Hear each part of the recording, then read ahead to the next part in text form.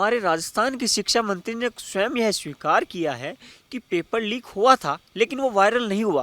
तो यह तो जनता के साथ बहुत अच्छा मजाक कर रहे हैं आप खुद मांग रहे हैं कि पेपर लीक हुआ था लेकिन वो वायरल नहीं हुआ।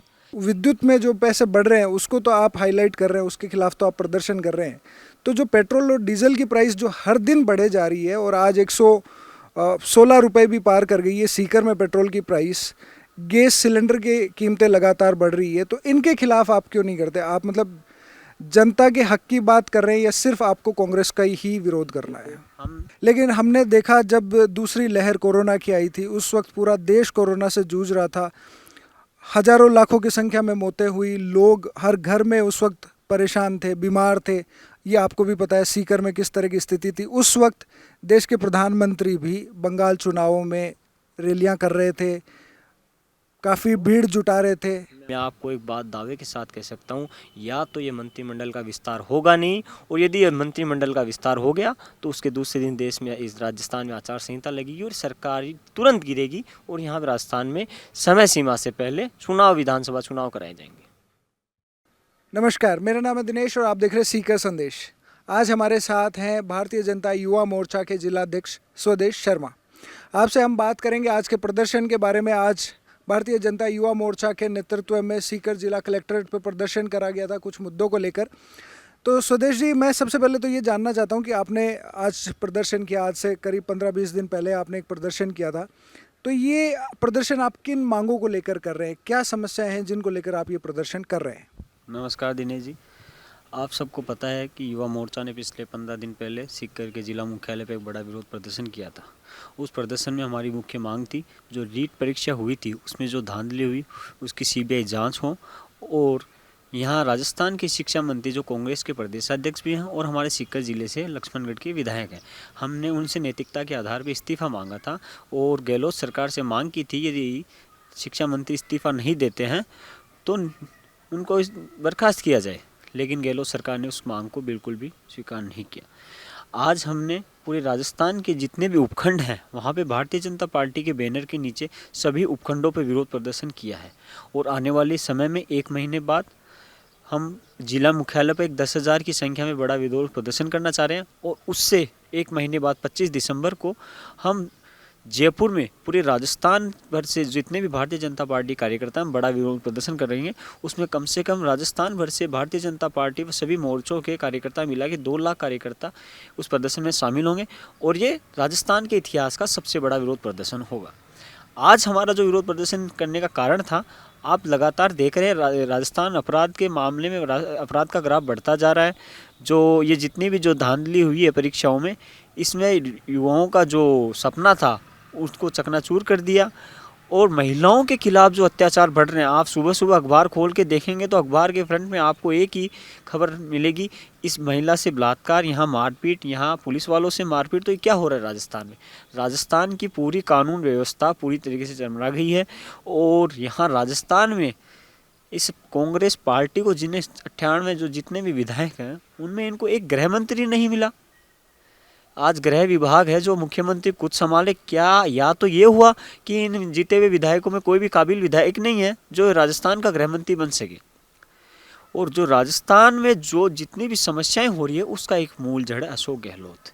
हम उसके खिलाफ ही बड़ा प्रदर्शन कर रहे हैं। आपके प्रदर्शन के जो 2-3 कारण बताए उनमें एक विद्युत की जो दरें बढ़ रही है वो भी एक कारण था। उसमें मुख्य मांग हमारी राजस्थान में जो बिजली कंपनियों द्वारा जो मनमानी हो रही, आपने देखा होगा लॉकडाउन में जो दुकानें घर बंद पड़े थे जिनमें कोई रह नहीं रहा था, उनके 10-10, 15-15 हज़ार रुपए के बिल आ गए।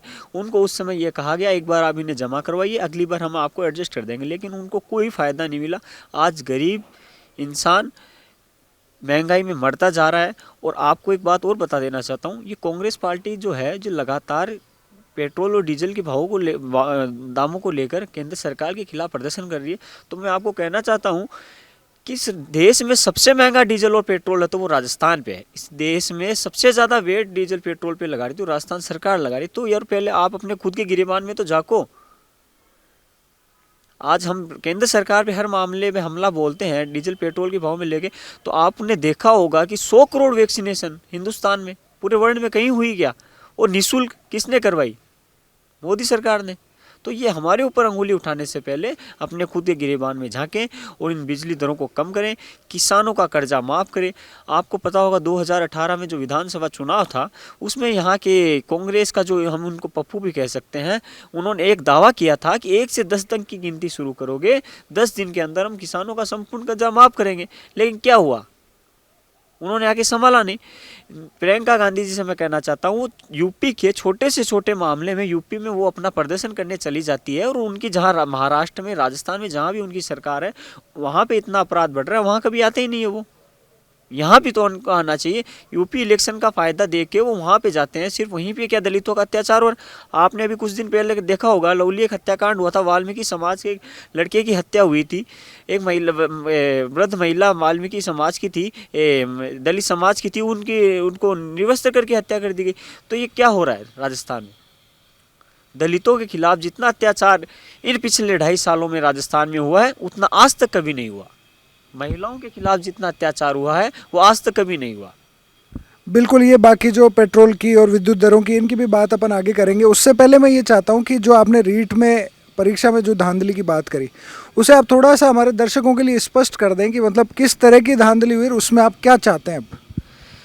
देखो, रीट परीक्षा में धांधली हुई, हमारे राजस्थान के शिक्षा मंत्री ने स्वयं यह स्वीकार किया है कि पेपर लीक हुआ था लेकिन वो वायरल नहीं हुआ। तो यह तो जनता के साथ बहुत अच्छा मजाक कर रहे हैं आप खुद मांग रहे हैं कि पेपर लीक हुआ था लेकिन वो वायरल नहीं हुआ।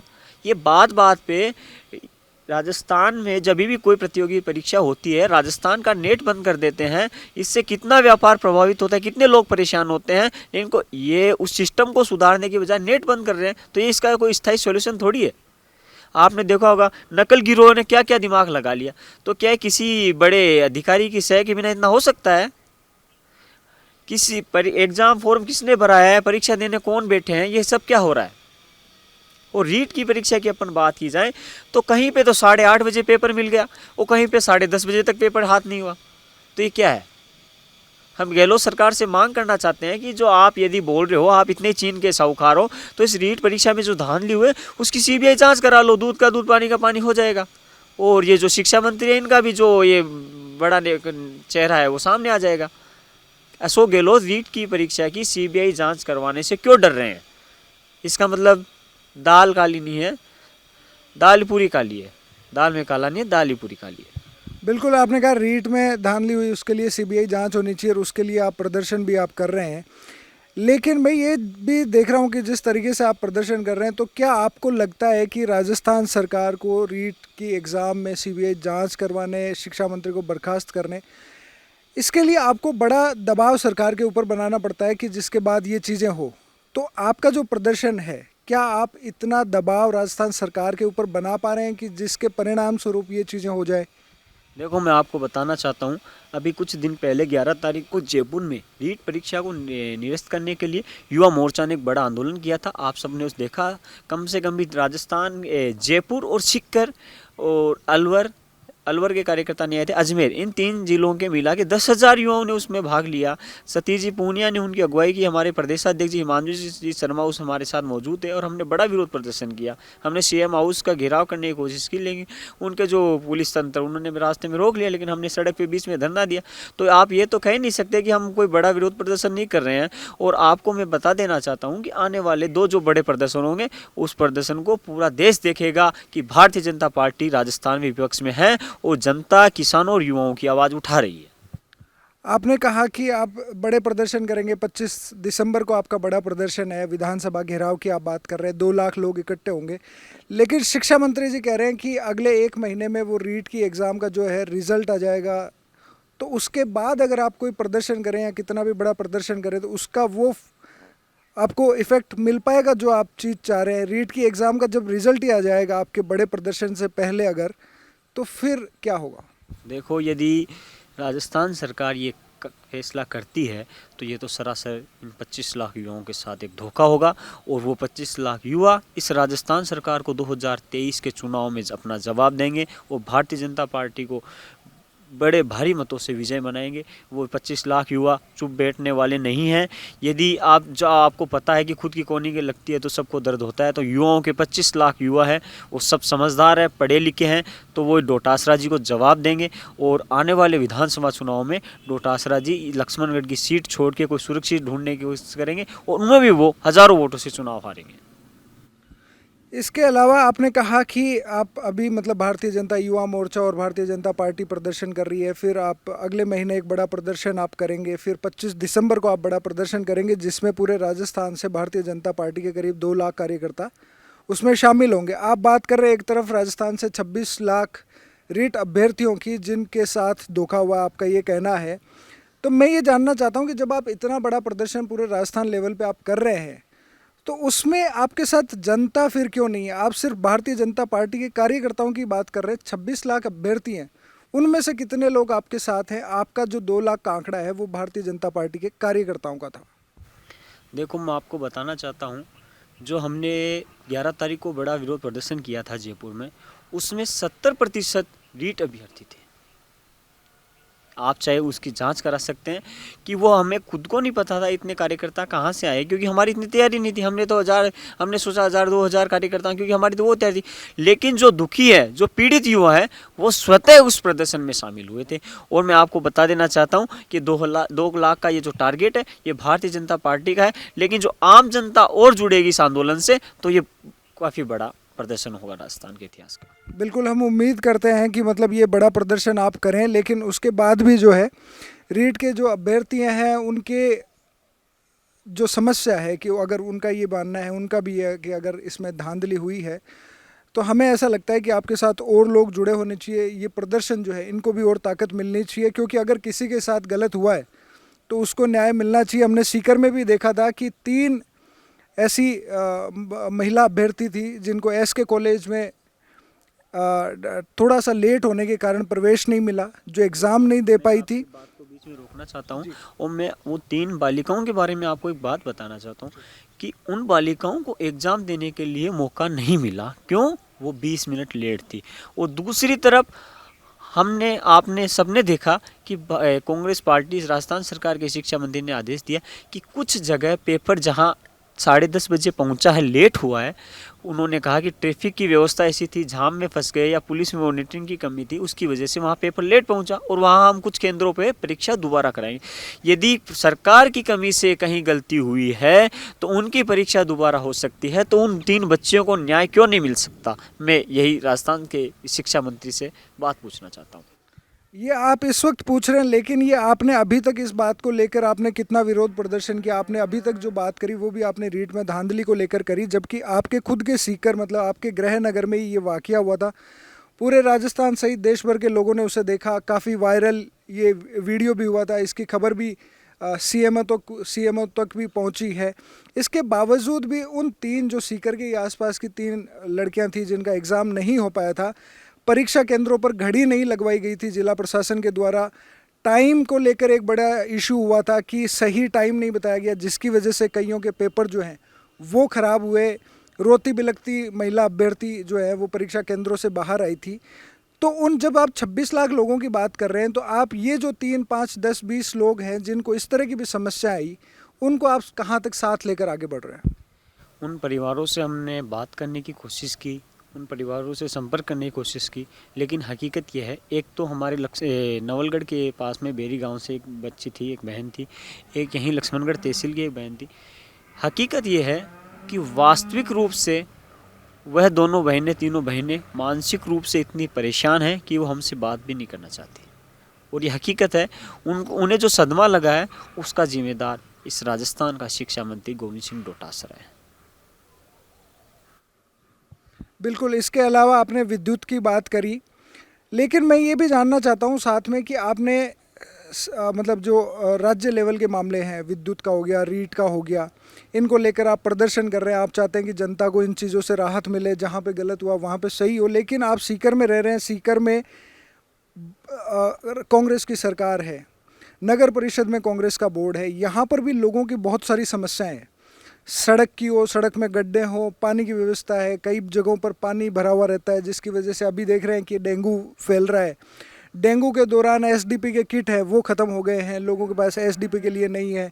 इलाज के लिए उनको घंटों लाइन में लगना पड़ता है, उसके बाद भी अच्छा इलाज नहीं मिल रहा। कई मोहल्ले ऐसे हैं जहाँ पर बड़ी संख्या में बच्चे बीमार हैं, उसके बावजूद भी वहाँ पे सफाई व्यवस्था ढंग से नहीं हो रही है। तो ये जो समस्या है इनको लेकर भी आप कोई सीकर की जो सरकार है, सीकर के जो विधायक हैं या नगर परिषद है या जिला प्रशासन है, उनको आपने कहीं अपना विरोध दर्ज करवाया? देखो, जो सड़कें टूटी हुई है और जो शहर की जनता परेशान हो रही है, उनके लिए हमने पिछले दिनों खुद के व्यय से भारतीय जनता पार्टी के कार्यकर्ताओं ने अपने खून पसीने की कमाई से गड्ढे भरने का काम किया था। वो आप सब लोगों ने देखा। बात है नगर परिषद में जो पट्टा वितरण में जो धांधली हुई है, उनको लेकर हमारे भारतीय जनता पार्टी के जो 18 पार्षद है वो रात को पूरी रात धरने पे बैठे। मैं भी उस धरने में मौजूद रहा और उसके बाद हमें कुछ दिन का टाइम दिया गया कि हम इस जो अनियमितताएं हैं इसको हटाएंगे। और हमने अभी पिछले दिनों सालासर स्टैंड पे भारतीय जनता पार्टी के बैनर के नीचे वो जो सड़क जो गड्ढा काफ़ी दिनों से खुदा हुआ था और उस पर वहाँ हम खुद मौजूद रहे, हमने वहाँ पे विरोध प्रदर्शन कराया। और इस राजस्थान की सरकार और इस शहरी सरकार को झुककर आपने देखा होगा कि कल वह सालासर स्टैंड की रोड उनको मजबूरन बनाना पड़ा, अन्यथा वह तो हिंदू त्योहारों के ऊपर आप सबको पता है पूरे शहर को खोद के रख देते हैं। दुकानदार काफ़ी परेशान है, धूल मिट्टी से परेशान है। मैं कल शाम को सालासर स्टैंड के दुकानदारों से मिलकर आया तो मैंने उनको पूछा कि क्या आज ये सड़क बनी है तो इससे आपको कुछ फ़ायदा हो रहा है, आज कुछ मार्केट में सुधार हुआ है? तो उन्होंने कहा, कुछ लोगों ने तो हमें ये भी कहा कि पिछले 1.5 महीने से हमारे 1000 रुपये की बिक्री नहीं हुई। तो इस महंगाई के दौर में, इस बीमारी के दौर में जो व्यापारियों को जो पीड़ा सहन करनी पड़ रही है, आर्थिक मार जो पड़ी है, उसके लिए शहरी सरकार जिम्मेदार है। और आपको दूसरी बात ये बताना चाहता हूँ, हम 30 तारीख को पीएमओ का एसके हॉस्पिटल की जो अहमियताएँ हैं, जो डेंगू को लेकर जो अहमियताएँ हैं, उसको लेकर हम 30 तारीख को पीएमओ का घेराव एसके हॉस्पिटल में करने जा रहे हैं, परसों के दिन। बिल्कुल ठीक है, ये अच्छी बात है कि आप जो शहर के मुद्दे हैं उनको लेकर भी आप विरोध अपना दर्ज करा रहे हैं ताकि लोगों को सही इलाज मिले, सही सुविधाएं मिले, व्यवस्थाएं मिले। इसके बाद हम बात करते हैं, आपने जैसे विद्युत दरों की बात करी, साथ में ही आपने पेट्रोल डीजल की बात करी। आपने कहा कि राजस्थान में सबसे महंगा पेट्रोल डीजल है, लेकिन सेंटर के यहाँ से जो कीमतें बढ़ रही है वो भी जो आम आदमी है उसके ऊपर काफ़ी भारी पड़ रही है। विद्युत का खर्चा और पेट्रोल डीजल यानी जो फ्यूल का खर्चा है, ये दो ऐसी चीज़ें हैं कि अगर इनका पैसा बढ़ता है तो आखिरी छोर पर बैठे हुए गरीब आदमी तक उसका असर जाता है। प्रोडक्शन की कॉस्ट बढ़ जाती है, ट्रांसपोर्टेशन की कॉस्ट बढ़ जाती है, तो हर चीज़ महंगी इसकी वजह से हो जाती है। तो सेंटर की तरफ से भी बढ़ रही है, सेंटर में आपकी सरकार है, तो आप विद्युत का जो खर्चा है, विद्युत में जो पैसे बढ़ रहे हैं उसको तो आप हाईलाइट कर रहे हैं, उसके खिलाफ तो आप प्रदर्शन कर रहे हैं। तो जो पेट्रोल और डीजल की प्राइस जो हर दिन बढ़े जा रही है और आज 116 रुपये भी पार कर गई है सीकर में पेट्रोल की प्राइस, गैस सिलेंडर की कीमतें लगातार बढ़ रही है, तो इनके खिलाफ आप क्यों नहीं करते? आप मतलब जनता के हक की बात कर रहे हैं या सिर्फ आपको कांग्रेस का ही विरोध करना है? हम जनता के साथ है, खुद लगातार भारतीय जनता पार्टी जनता के हितों की बात करती आई है। आप सबको बता देना चाहता हूं कि जब जो डीजल और पेट्रोल की बात करते हैं, गैस सिलेंडर की बात करते हैं, ये वही कांग्रेस सरकार है जिन्हें 70 सालों में लोगों को यही नहीं बताया सिलेंडर क्या होता है। ग्रामीण क्षेत्र की महिलाओं ने नाम सुना था कि सिलेंडर होता है, लेकिन उनको ये नहीं पता था ये मोदी सरकार है जिसने घर घर में सिलेंडर पहुँचाया। ये सबसे बड़ी नरेंद्र मोदी की प्राथमिकता है। दूसरी तरफ आप देखा जाए कि जो तेल है, क्रूड ऑयल है, जो भी है, इनकी अंतर्राष्ट्रीय स्तर पे लगातार वृद्धि हो रही है दरों में। तो उसकी वजह से हिंदुस्तान ही नहीं, अमेरिका, चाइना, जापान, जहाँ भी पेट्रोल डीजल की खपत है वहाँ हर जगह लगातार प्रतिदिन डीजल पेट्रोल के दाम बढ़ रहे हैं। लेकिन उसमें एक बात आपने देखा जाए, हमारे हरियाणा हमारे नज़दीक है और हमारे हरियाणा में हमारी राजस्थान में कांग्रेस की सरकार है और हरियाणा में भारतीय जनता पार्टी की सरकार है। आप खुद आंकलन कर लीजिए कि हरियाणा और राजस्थान में कितना पेट्रोल और डीजल की दरों में अंतर है। तो हम राजस्थान सरकार से भी ये मांग करना चाहते हैं कि आप पेट्रोल और डीजल में जो आपने वेट लगा रखा है उसको आप कम करें और जनता को राहत दें। बिल्कुल, आपने सही कहा कि हरियाणा में जो पेट्रोल की कीमतें हैं वो 105 रुपये लगभग लीटर है और यहाँ पर 116 रुपये लीटर है, 11 रुपये का फ़र्क है। लेकिन आज से कुछ साल पहले हम देखें तो पेट्रोल की कीमतें थी वो 70 रुपये के करीब थी और मार्केट में जो आप क्रूड ऑयल की बात कर रहे हैं उसकी कीमतें 2011-12 में जो क्रूड ऑयल की कीमत में जो ज़बरदस्त उछाल आया था, तब $100 से भी ऊपर आ गया था उसके बनिस्बत तो आज कीमतें काफ़ी कम है। उसके बावजूद भी पेट्रोल की जो कीमतें हैं वो 116 रुपये है, हरियाणा में 105 रुपये। अगर 105 रुपये को भी हम आधार माने तो इसमें बड़ा हिस्सा जो है या बड़ी जो महंगाई की वजह है वो सेंट्रल गवर्नमेंट की पॉलिसीज़ हैं। देखो, आपको मैं बता देना चाहता हूँ कि सेंट्रल गवर्नमेंट जो पेट्रोल और डीजल से जो एक्साइड जो वेट वहन करती है, उसका कुछ हिस्सा राजस्थान सरकार को भी मिलता है। आपको पता है 44% इसकी जो हिस्सा है वो राजस्थान सरकार को मिलता है। तो आपको मैं कहना चाहता हूँ कि राजस्थान सरकार को किसी भी चीज़ की ज़रूरत होती है। कोरोना काल में जितना व्यय हुआ उस वो किसने वहन किया? केंद्र सरकार ने। और जो वैक्सीन है, निःशुल्क वैक्सीन पूरे हिंदुस्तान में और किसी देश में लगी क्या? केवल हिंदुस्तान ही ऐसा देश है जहाँ पे निःशुल्क वैक्सीन लगी। तो जो ये कोरोना काल का जो वहन हुआ है वह केंद्र सरकार उठा रही है और वह जनता से ले रही है। लेकिन राजस्थान सरकार क्या कर रही है विशेष रूप से मैं आपसे पूछना चाहता हूँ। जो अभी कोरोना काल में जो मरीजों के लिए जो जितने भी मशीनरी हॉस्पिटलाइज हैं वो केंद्र सरकार ने उपलब्ध कराए। राजस्थान सरकार ने अपनी तरफ से क्या किया? इस राजस्थान सरकार का जो चिकित्सा मंत्री है रघु शर्मा, वो गुजरात में स्वागत करवा रहा है और राजस्थान की जनता डेंगू और वायरल से पीड़ित है और डेंगू से लगातार राजस्थान में मौत हो रही है। उनको यहाँ के इनके राजकुमार ने उनको वहाँ का प्रभारी लगा दिया। तो मैं आप सबसे एक बात कहना चाहता हूँ, आपके चैनल से एक मीडिया से एक माध्यम से एक बात पहुँचाना चाहता हूँ कि चिकित्सा मंत्री जी, पहले अपना भार आप किसी समझदार व्यक्ति को संभलाइए, फिर आप गुजरात की राजनीति कीजिए। यदि आप राजस्थान की जनता को मरने के लिए छोड़ रहे हैं और गुजरात के प्रभारी बन के वहाँ पे आप माला और अपना स्वागत करवा रहे हैं तो आपसे नीच कोई इंसान नहीं हो सकता। क्योंकि पिछले आप देख रहे हो पिछले 20 दिन से लगातार राजस्थान की जनता डेंगू से, वायरल बुखार से पीड़ित है। हॉस्पिटल व्यवस्था बिल्कुल चरमरा गई है। किसी भी सरकारी हॉस्पिटल में बेड खाली नहीं है। तो इसको कौन संभालेगा? एक तरफ हमारे मुख्यमंत्री हैं जो उपचुनाव आए हैं तब बाहर निकले, 1.5 साल से घर से बाहर नहीं निकले। ऐसी क्या बीमारी हो गई थी उनको कि 1.5 साल से उनको घर से बाहर नहीं निकलना पड़ा? उनके घर की और उनके जो सीएम ऑफिस है उसकी दूरी मात्र 2-3 किलोमीटर की है। उनको 1.5 साल में 1.5 किलोमीटर 2 किलोमीटर की दूरी तय करने में उनको 1.5 साल लग गया। तो ये जनता सब जागरूक है, ये सब चीज़ें देख रही है। आपने अभी कहा कि रघु शर्मा है वो दूसरी जगह पे प्रभारी बने हुए और वहाँ पे वो अपना स्वागत करवा रहे हैं और इस वक्त डेंगू वायरल है, उसकी काफ़ी प्रकोप है, काफ़ी लोग उस समस्या से जूझ रहे हैं। लेकिन हमने देखा जब दूसरी लहर कोरोना की आई थी उस वक्त पूरा देश कोरोना से जूझ रहा था। हजारों लाखों की संख्या में मौतें हुई, लोग हर घर में उस वक्त परेशान थे, बीमार थे। ये आपको भी पता है सीकर में किस तरह की स्थिति थी। उस वक्त देश के प्रधानमंत्री भी बंगाल चुनावों में रैलियां कर रहे थे, काफ़ी भीड़ जुटा रहे थे। तो ये तो मुझे लगता है, मैं मतलब इसमें आपसे सफाई नहीं चाह रहा हूँ, मैं ये चाहता हूँ कि ये तो पॉलिटिकल स्टंट है जो मतलब हर लोग करते रहते हैं। मैं चाहता हूँ कि धरातल पर आप ऐसी चीज़ें करें जिनसे वाकई में जनता को जो है वो लाभ मिले।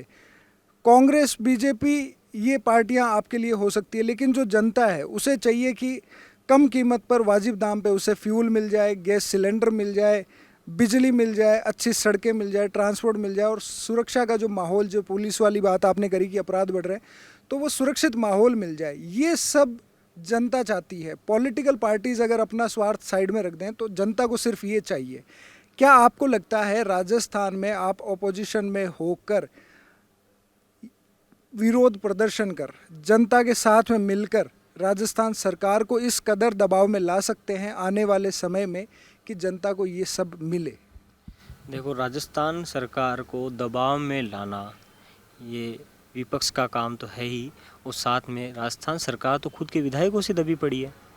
आज आप देख रहे हैं कि एक मंत्रिमंडल के विस्तार के लिए इनको दिल्ली दरबार में 20-20 चक्कर लगाने पड़े, फिर भी मंत्रिमंडल का विस्तार नहीं हो रहा है। अशोक गहलोत कहते हैं कि आने वाले इनके जो प्रभारी लगाए जाते हैं उनको हर बार ये कह के जाते हैं, हाँ पिछले 7 दिन में 10 दिन में आने वाले में मंत्रिमंडल विस्तार है। मैं आपको एक बात दावे के साथ कह सकता हूँ, या तो ये मंत्रिमंडल का विस्तार होगा नहीं, और यदि ये मंत्रिमंडल का विस्तार हो गया तो उसके दूसरे दिन देश में, इस राजस्थान में आचार संहिता लगेगी और सरकार तुरंत गिरेगी और यहाँ पर राजस्थान में समय सीमा से पहले चुनाव, विधानसभा चुनाव कराए जाएंगे। तो आपको क्या लगता है आने वाले जो चुनाव होंगे उनमें जनता मतलब फिर किधर रुख करेगी? आने वाले चुनाव में भारतीय जनता पार्टी की आंधी आएगी और पिछली बार हम 163 सीटें जीते थे। और मैं आपको बताऊंगा कि इस बार जो विधानसभा चुनाव होगा उसमें भारतीय जनता पार्टी कम से कम 180 सीटों लाके वो बहुमत के साथ राजस्थान में सरकार बनाएगी और आम जनता की, किसानों की, युवाओं की सरकार बनेगी, न कि किसी एक व्यक्ति विशेष की सरकार बनेगी। और जो मंत्री विधायक जो भी बनेंगे आम जनता से निकल के बनेंगे। आज आपको पता है मैं एक सामान्य परिवार से आता हूँ, फिर भी मुझे भारतीय जनता पार्टी ने युवा मोर्चा का जिलाध्यक्ष बनाया है। ये सिर्फ भारतीय जनता पार्टी में ही हो सकता है, बाकी कांग्रेस पार्टी और अन्य किसी पार्टियों में यह संभव नहीं है कि एक जमीनी स्तर का कार्यकर्ता इतनी बड़ी पोस्ट पे एक साथ पहुंचे। ये केवल भारतीय जनता पार्टी ऐसी पार्टी है जो जमीनी स्तर के कार्यकर्ताओं को ऊपर लेके जाती है। हमारी पार्टी को एक परिवार नहीं चलाता है, हमारी पार्टी को पूरी देश की जनता चलाती है। आपने देखा होगा नरेंद्र मोदी जी पहले चाय बेचते थे और आज वो देश के प्रधानमंत्री है। इसलिए हम यह नहीं कह सकते कि हम किसी राज परिवार से आए हुए लोगों को ही सत्ता देते हैं, हम जनता को सत्ता देते हैं। और ये भारतीय जनता पार्टी इस जनता की पार्टी है, नाम ही भारतीय जनता पार्टी है, तो ये जनता की पार्टी, जनता के हितों में काम करने वाली पार्टी है। यही मैं आपसे कहना चाहता हूँ। बिल्कुल, आने वाले चुनावों की आपको अभी से बहुत बहुत शुभकामनाएं। और हम उम्मीद करते हैं कि आज स्वदेश जी ने जो हमसे बातें करी है, इनके जो विरोध प्रदर्शन है, जिस तरीक़ों को राजस्थान में जो बहुत सारी समस्याएं चल रही है उनसे निजात दिलवाने के लिए भारतीय जनता पार्टी जिस तरीके से प्रदर्शन कर रही है, जिस तरीके से कोशिश कर रही है, उसमें ये सफल हों ताकि आने वाले समय में लोगों को राहत की सांस मिले, उनको जो डेंगू का प्रकोप इस वक्त है उससे भी राहत मिले, जो सड़कें, पानी, नाली, साफ़ सफाई की समस्याएं हैं उनसे भी राहत मिले, और गैस सिलेंडर, पेट्रोल के प्राइसिंग जो है उससे भी थोड़ी राहत मिले, क्योंकि उनकी प्राइसिंग की वजह से भी लोगों को बहुत ज़्यादा नुकसान उठाना पड़ रहा है। और देखते हैं आने वाले जो समय है उसमें जो स्वदेश जी ने बात करी है, विरोध प्रदर्शन जो बड़े स्तर पर होंगे, राजस्थान में जयपुर जो राजधानी है वहाँ पर जो विरोध प्रदर्शन होंगे वो किस तरीके से होते हैं, और रीट की एग्ज़ाम की जो धांधली की बात करी गई है उसमें कहाँ तक ये सफल हो पाते हैं या उससे पहले ही रिजल्ट आ जाएगा, ये तो आने वाला समय ही बताएगा। आप बने रहें सीकर संदेश के साथ। बहुत बहुत धन्यवाद। धन्यवाद स्वदेश।